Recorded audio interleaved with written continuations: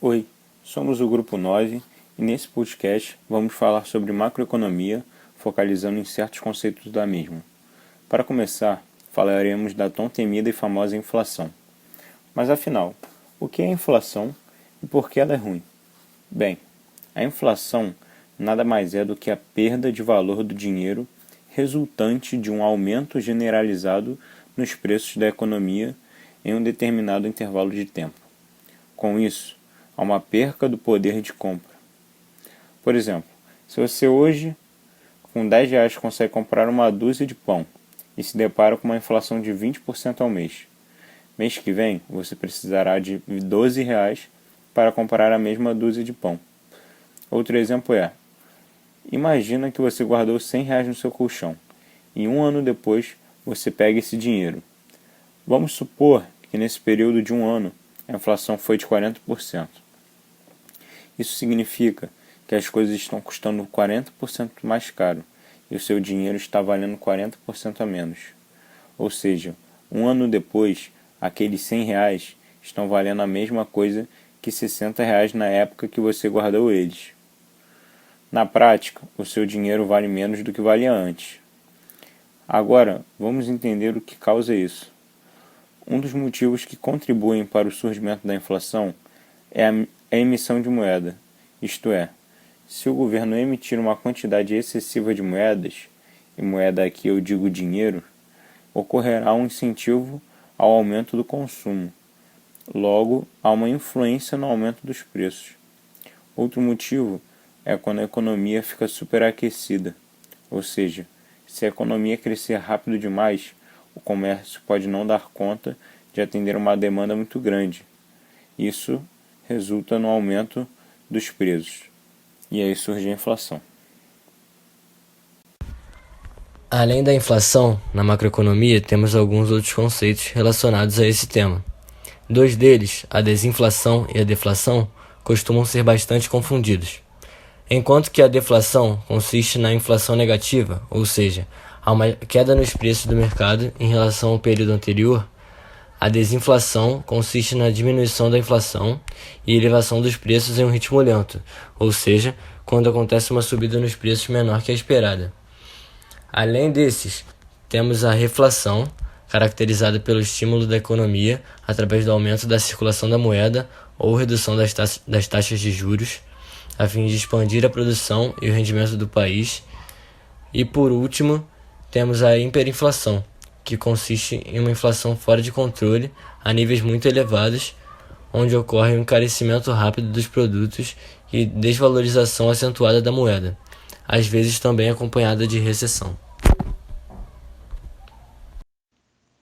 Fala pessoal, então, agora eu vou falar um pouco sobre a curva de Phillips, que é um conceito econômico desenvolvido pelo economista William Phillips, onde ele observou a relação entre inflação e desemprego na economia do Reino Unido. E isso aconteceu entre os anos de 1861 e 1957. E esse conceito afirma que existe um trade-off entre a inflação e o desemprego, ou seja, é uma forte relação inversa entre os dois indicadores. E com isso, a curva de Phillips é representada em uma forma côncava. Essa teoria é considerada válida para o curto prazo, onde a economia passa por períodos de expansão ou de recessão, enquanto há o trade-off entre inflação e desemprego. Quando ocorre uma expansão de curto prazo na economia, por exemplo, é possível perceber a diminuição do desemprego, mas também ajuste de preços que aumentam a inflação. O contrário deve acontecer na recessão.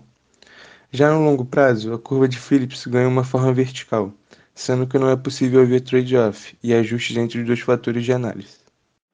Para finalizar este podcast, iremos abordar um tema que marcou a vida de milhões de brasileiros, a hiperinflação brasileira dos anos 80 e 90. Ao longo da história do Brasil, podemos notar muitos efeitos da inflação na vida das pessoas. Nos anos 80 e 90, a economia brasileira foi fortemente marcada pelo impacto negativo das elevadíssimas taxas de inflação ao decorrer deste período. Dados da Fundação Instituto de Pesquisas Econômicas, o FIPE, mostram que entre 1980 e 1989, a inflação média do país foi de 233,5% ao ano. Na década seguinte, entre os anos de 1990 e 1999, a variação anual subiu para 499,2%. As causas da inflação no país costumam ser relacionadas ao aumento dos gastos públicos durante o governo militar e pela elevação do endividamento externo, agravado pela crise mundial derivada do aumento dos preços do petróleo e pela retração na taxa de expansão da economia. A política de substituição das importações, que vinha desde o governo Juscelino Kubitschek, fez crescer os gastos públicos, e o milagre econômico, entre o final dos anos 1960 e o início da década de 1970, quando a economia brasileira cresceu a média de 10% ao ano, foi financiado por empréstimos internacionais. A partir de 1973, quando a crise internacional do petróleo fez o custo do barril subir 400% em 3 meses, a economia brasileira passou a apresentar taxas de inflação crescentes. O PIB já não crescia tanto, e o Brasil entrou na década de 1980 com diversos problemas: inflação, dívida externa elevada e indústria defasada.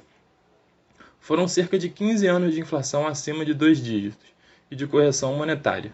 Comerciantes remarcavam diariamente os preços dos produtos que sumiam rapidamente das prateleiras, já que a população estocava alimentos por temer as sucessivas altas. Preços e salários eram reajustados automaticamente assim que era divulgada a inflação do mês anterior, criando o efeito de bola de neve, em que a inflação de um mês era imediatamente repassada para o mês seguinte. Quem mais perdia com a hiperinflação eram os mais pobres, que não podiam se defender das perdas, colocando o dinheiro em aplicações que rendessem juros diários e acompanhassem a desvalorização da moeda. Ao longo do período de hiperinflação, vários planos econômicos foram implementados na tentativa de controle da inflação, porém, a maioria sem efeitos duradouros. Dentre eles, podemos destacar o Plano Cruzado, o Plano Cruzado II, o Plano Bresser, o Plano Verão, o Plano Collor e o Plano Real. Após quase uma dezena de planos econômicos fracassados, o Plano Real marcou o início do período de instabilidade monetária e altas taxas de inflação, que chegaram a atingir 5.000% ao ano, de junho de 1993 a julho de 1994. Junto com o plano, veio a nova moeda, o real, a quinta a qual os brasileiros tiveram que se acostumar em uma década. Lançada no início de 1994, durante o governo Itamar Franco, o plano baseou-se no primeiro momento no equilíbrio das contas públicas, iniciada ainda no governo anterior, com redução de gastos, aumento de impostos e privatizações. O governo também promoveu a desindexação da economia, isto é, a inflação passada deixou de corrigir automaticamente preços e salários. Para os brasileiros, a medida mais visível foi a nova troca de moeda. Antes do real, a moeda que circulava no país era o Cruzeiro Real, vigente de 1º de agosto de 1993 até 30 de junho de 1994. Em fevereiro de 1994, foi criada a Unidade Real de Valor, URV, uma moeda fictícia, cujo valor em cruzeiros reais era estabelecido diariamente.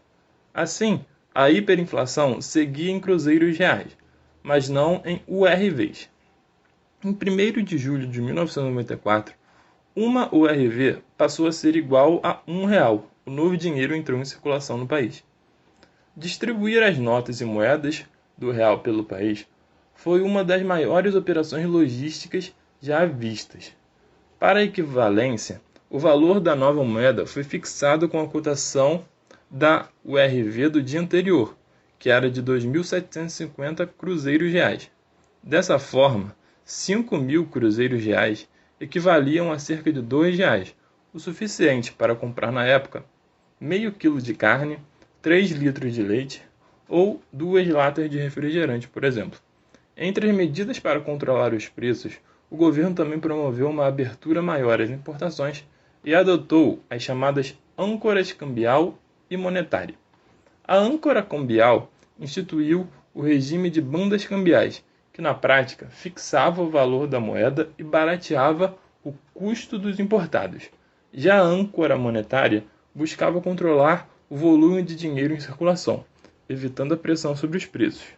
Para isso, foram elevadas a taxa de juros e as reservas compulsórias dos bancos, recurso que eles são obrigados a deixar guardado no Banco Central. Essas âncoras foram substituídas, em 1999, pelo regime de metas de inflação, em que as autoridades monetárias se comprometem a cumprir metas estabelecidas para o ano corrente e próximo, o que ancora as expectativas do mercado. Uma das formas de atingir essa meta é por meio da taxa Selic. Ao elevar os juros, o governo encarece o custo do dinheiro e faz cair a procura por produtos e serviços à venda.